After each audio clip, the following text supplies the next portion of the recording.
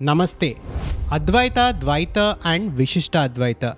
These are the most famous schools of Vedanta within the Sanatana Dharma. Today, we are looking at Vishishtadvaita and Sri Ramanuja Acharya. In this video, we will briefly look at the worldview of Vishishtadvaita and then we will get to the 7 great objections that Sri Ramanuja Acharya made on Advaita Vedanta. These are Sapta-Vidha Anupapattis, and we will look at how Advaita can answer these objections. Now we are doing this exercise to go deeper into Advaita Vedanta. As you know, our channel is about Advaita and I personally follow the principles and the philosophy of Advaita Vedanta.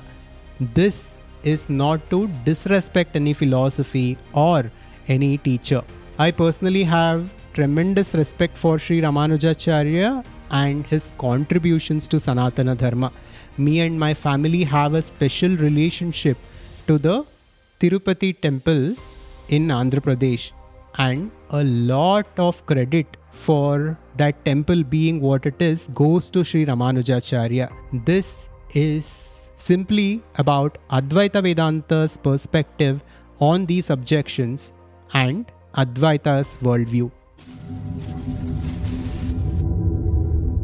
The Advaita channel is about consciousness and conscious creation. Here we explore Vedanta and various other ancient teachings from India to understand the nature of reality and to consciously create our lives.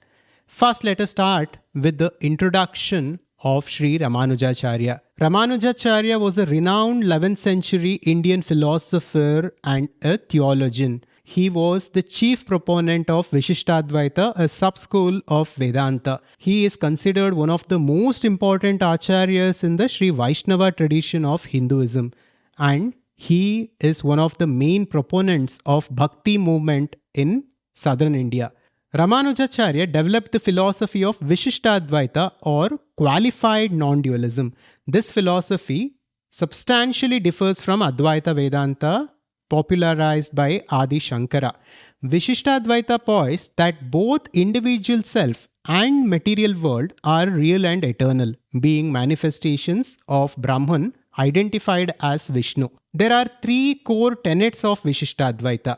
Number 1, Brahman, the ultimate reality, consists of 3 real entities.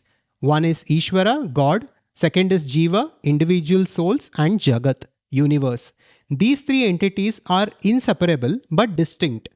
God, which is Vishnu as per Vishishtadvaita, is personal and possesses attributes, unlike the impersonal Brahman of Advaita Vedanta. So God, as per Vishishtadvaita, has form, and this form is of Vishnu. The individual soul is atomic in nature but eternally connected to God. The relationship between God and creation is described as Sharira Shariri Bhava Sambandha, body-soul relationship. Basically, the world and souls are dependent on God but have a real existence of their own. And coming to the path to liberation, Ramanuja Acharya emphasized bhakti or devotion as the primary means of attaining liberation. He taught that love is the basis for connecting with God, and he emphasized bhakti yoga. The ultimate goal is to realize one's true nature as eternally connected to and dependent on God. This was the worldview. Now we are not diving deep into Vishishtadvaita as a philosophy. This video is about Advaita Vedanta's answer to the objections raised by Sri Ramanuja Acharya. But we can understand Vishishtadvaita through a simple example. If the forest is considered as this existence or God, then a tree is considered as Jivatma.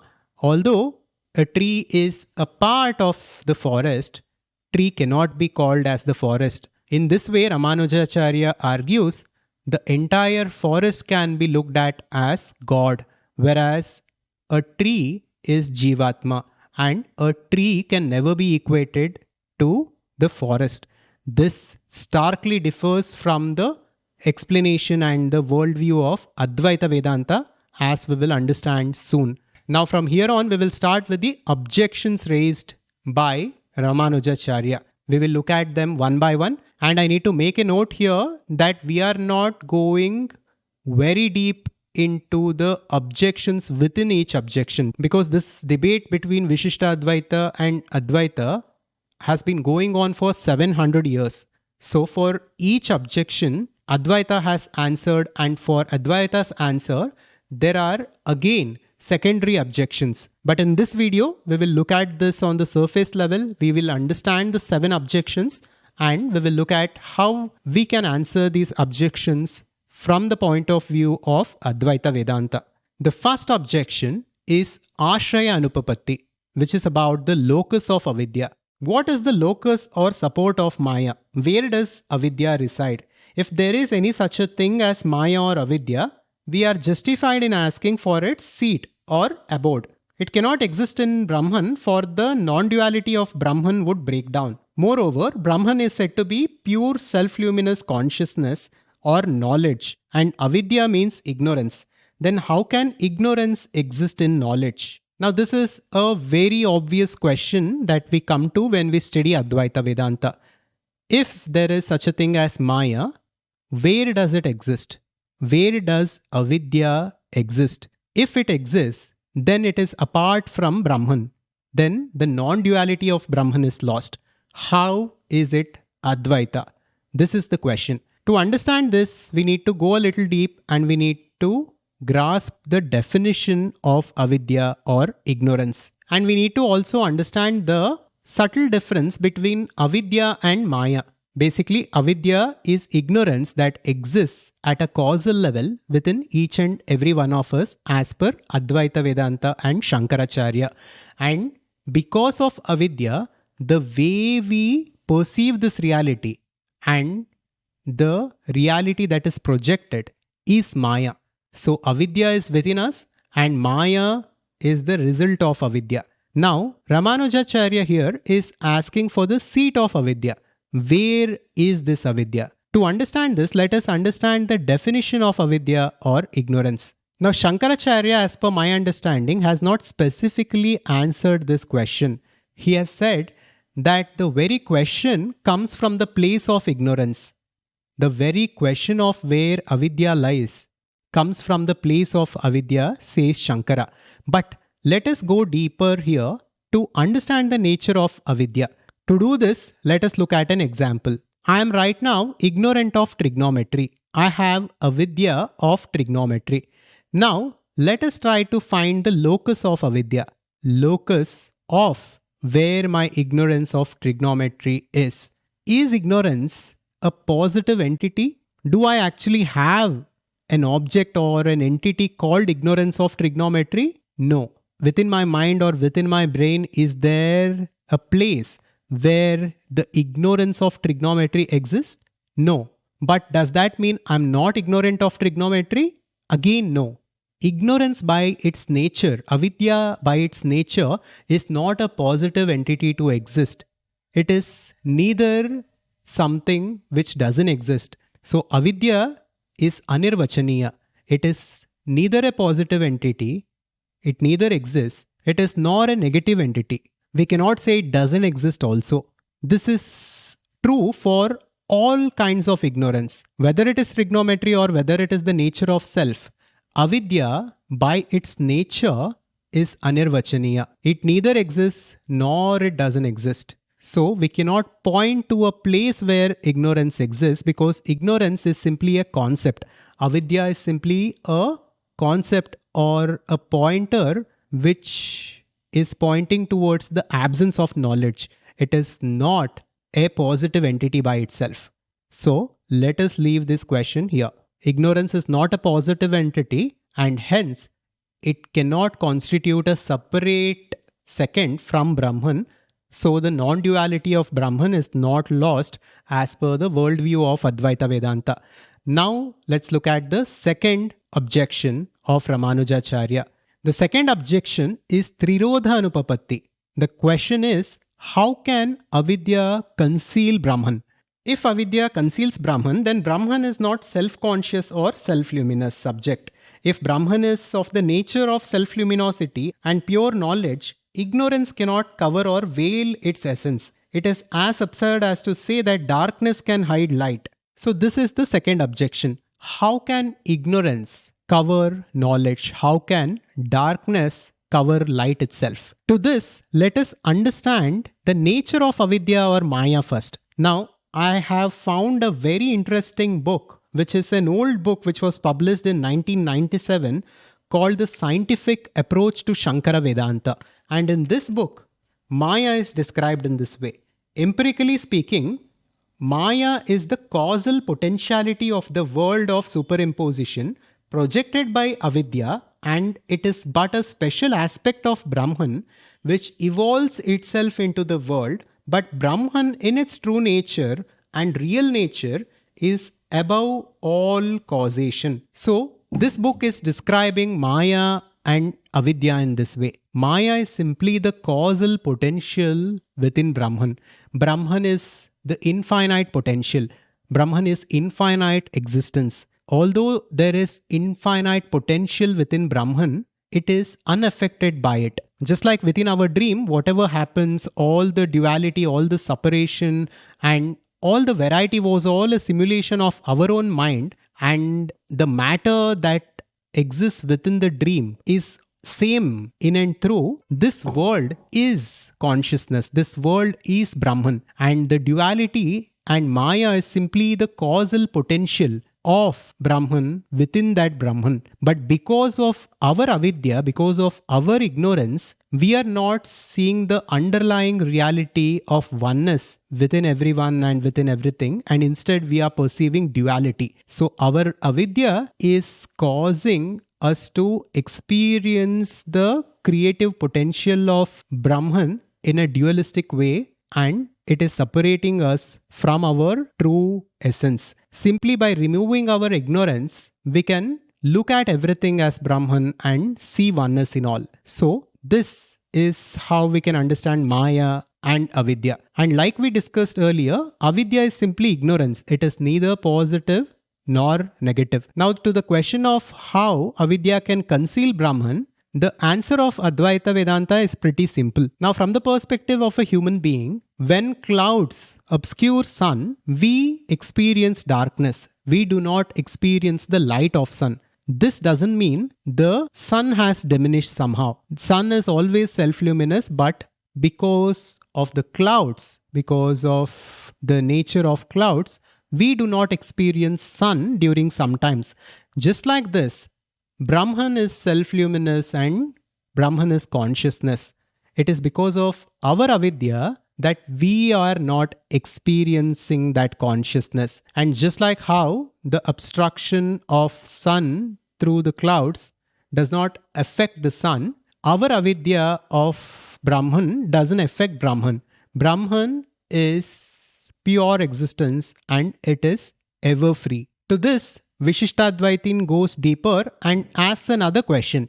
So if Brahman is knowledge and if Jiva can attain that Brahma through knowledge, then Brahman becomes the object, because anything that can be attained through knowledge is the object. But you are describing Brahman as the subject. How do you explain this logical fallacy? To answer this, we must go even deeper. We need to understand the concept of vritti vyapti and phala vyapti here. Basically, whenever we understand anything and whenever we get the knowledge of any object, these two things take place. These things happen simultaneously, but let us understand them by looking at them one by one. When you look at this pen, at first, an image of this pen is formed within your mind. This is called vritti vyapti. Vritti is basically a thought.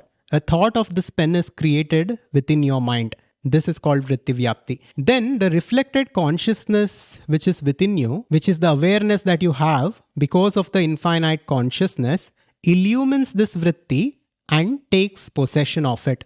And you say, I know this pen, or I have this pen.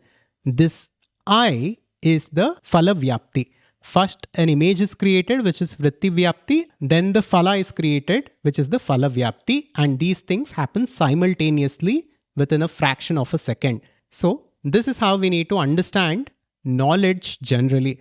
But according to Advaita Vedanta, Brahma Jnana is different because that Brahman or that infinite consciousness is our own true nature. So, in order to gain this Brahma Jnana, as per Advaita Vedanta, we need to first of all purify the mind and sharpen the intellect, and then a vritti is needed. This vritti vyapti is needed, but this is a special kind of vritti called akhandakara vritti. Basically, when this vritti is formed through the study of Vedanta, through meditation, through deep contemplation, etc., immediately the mind turns inward and phalavyapti or the awareness illumining the thought is not necessary, because as the mind is turned inward, the infinite consciousness which is always there will take care of the rest. It is always there. That point cannot be described. So, for any kind of ordinary knowledge, vritti vyapti and phalavyapti both are necessary, whereas for Brahma Jnana,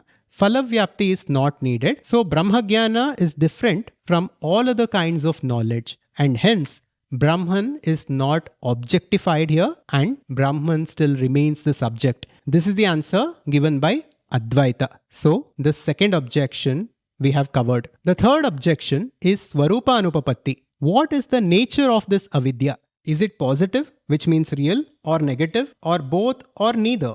If it is positive, then how can it be avidya? Avidya means ignorance, and ignorance means absence of knowledge. To regard ignorance as positive is to accept self-contradiction.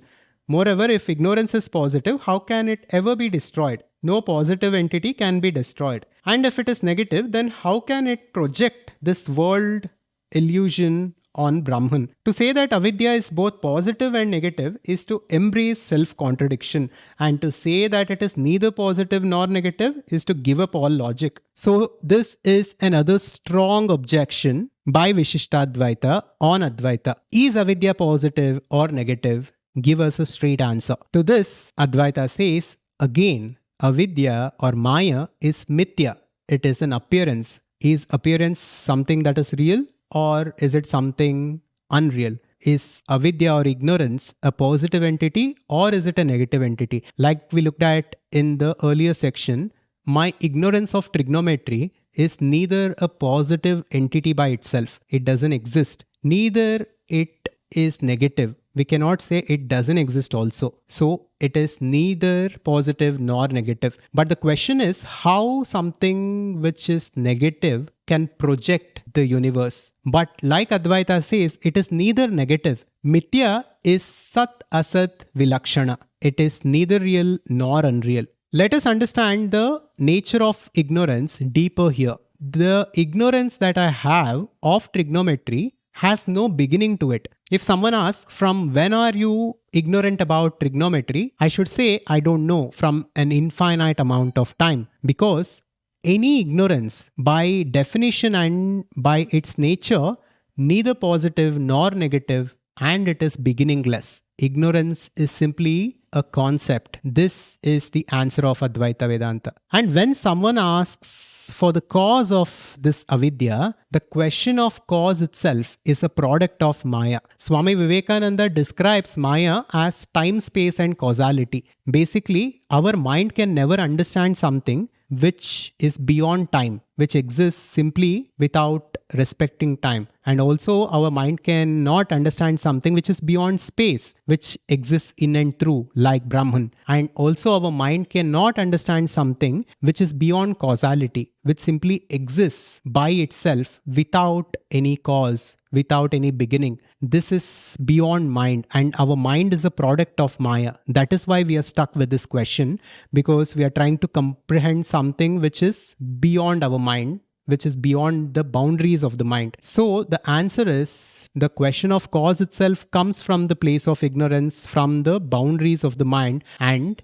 Maya and consciousness are both beginningless. They are beyond time. And again to the question of Vishishtadvaita, which says, tell us whether avidya is real or not, Advaita Vedanta provides another framework for us to understand this better. Advaita Vedanta divides or segregates this reality into three parts. One is Pratibhasika Satya or illusory reality. Second is Vyavaharika Satya or transactional reality. And third is Paramarthika Satya or absolute reality. Let us understand this through the simple example of the dream. When we are within the dream, we go through different experiences as the dream ego. Now, when we are within the dream, we are not the person who we are right now. We are the dream ego which is having an illusory dream experience. This is the Pratibhasika level. This is the illusory level. Once we wake up from our dream into this waking world, this is Vyavaharika Satya or transactional reality as per Advaita Vedanta. And once we wake up from this reality, we reach the absolute level or Paramarthika Satya where only Brahman exists. Now, when you ask the question of whether something is real or not, it depends on the level of reality. Within my dream experience, if I was walking in the forest and if someone had asked me, is the forest real? I would have said, yes, the forest is real, because at that point in time, for me, that is the reality. I am ignorant of my true nature as the person who is sleeping on the bed. So for me, the forest is real at that point in time. But at the same time, once I wake up from the dream, if someone comes and asks me, was that forest real? I would say, no, it was not real, because it was a temporary experience that I was going through. So something can be real and not real at the same time, depending on the level of reality. Although this universe is real right now, for us, this is not real from the absolute perspective. This is only a temporary phenomenon, and this is a lower reality. At the fundamental level, only God exists, only consciousness exists, and everything else exists within him, and everything is him. This is Advaita. The fourth objection is Anirvachaniya Anupapatti or the undefinability. Avidya is defined by Advaita as indefinable. It is described as indescribable. This is a clear self-contradiction. To avoid this, Advaita says that Avidya is not absolutely indescribable, but it cannot be described either as real or as unreal. A thing must be either real or unreal. There is no third alternative. All our cognitions relate to either entities or non-entities. To refute this is to refuse to think. So how can Avidya be undefinable or indescribable? It should either be an entity or it should be a non-entity. There is no third kind of a thing in this universe, says Vishishtadvaita. To this, the answer is similar to what we looked at earlier. Avidya is ignorance. It is neither a positive entity nor a negative entity. It is real because it is experienced. Maya is real because we are experiencing this world. It is unreal because it can be destroyed. Once we wake up, we come out of this reality. Just like how when we wake up from the dream reality, that reality gets destroyed in a sense, and we wake up to this waking level of reality. When we are awakened and when we wake up from this reality, we wake up to the absolute level where we experience the true nature of reality as that infinite consciousness. Just like how we looked at the three levels of reality earlier, we can understand this. Avidya is both real and unreal depending on from which perspective we are looking at it. This universe is real for us right now. The dream reality that we experience is real for us when we are within the dream simulation, but it is not real once we wake up. This is the point that we must grasp. The next objection is Pramana Anupapatti. By what pramana or means of valid cognition is avidya cognized? Avidya cannot be perceived, for perception can give us either an entity or a non-entity. It cannot be inferred, for inference proceeds through a valid mark or middle term which avidya lacks. Nor it can be maintained on the authority of the scriptures, for they declare Maya to be real, wonderful creation of God. So the Vishishtadvaita is saying here that the world is real because God is real. If the world is unreal, then even God becomes unreal, because that which is unreal only can project something which is unreal, and something which is real can only create or manifest something which is real. So if we say the world is unreal, we are indirectly saying that God is unreal. This is the fifth objection of Vishishtadvaita. To this, Advaita answers the cause and effect need not be always at the same level of reality, and it need not be always one and the same. So for the objection of the illusory object must have an illusory cause, Advaita Vedanta says this is not necessarily the case. Advaita gives the example of the oasis in a desert. Although the desert is real, the water or the lake that appears as oasis within the desert is illusory. So the world, because of avidya, the way we perceive it, is something like this. Although the underlying source or the consciousness is real, the duality and everything that we are seeing right now is simply an appearance and it is unreal. Now let us come to the sixth objection, that is Nivartaka Anupapatti. There is no remover of avidya. Advaita believes that knowledge of the unqualified attributeless Brahman removes avidya, but such knowledge is impossible. Pure identity is mere abstraction. Identity is always qualified by difference and distinction. Here Vishishtadvaita is saying that Brahman is always seen with attributes. Whatever we perceive in this world, there is a form associated to it, there is a color associated to it, and there are qualities associated to it. But you are saying Brahman is attributeless.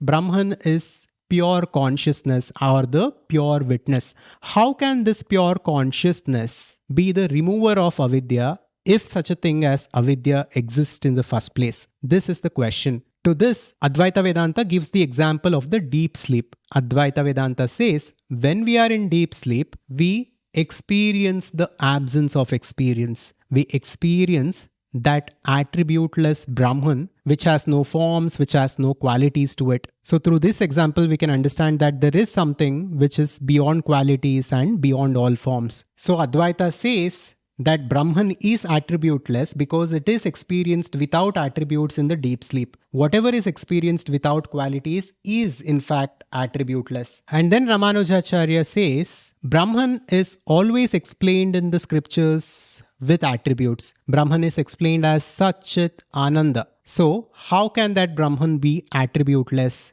says Vishishtadvaita. To this Advaita Vedanta says, these sentences should not be taken literally. For example, when we say there is a purple lotus, we are not saying there is something which is purple, there is something which is lotus. The purple lotus, both words are pointing towards the same thing. So, since that Brahman is indescribable and incomprehensible, these words are mere pointers to the nature of Brahman. Satchit, Ananda, all three are simply pointers to that ultimate reality, and they represent the same thing as per Advaita Vedanta. And now let us come to the last objection, that is Nivritti Anupapatti. In the last objection, we discussed how there is no remover of avidya. This objection says there is no removal of avidya. It says if there is something called as avidya, the removal of it is not possible logically. A thing which positively exists cannot be removed from existence by knowledge.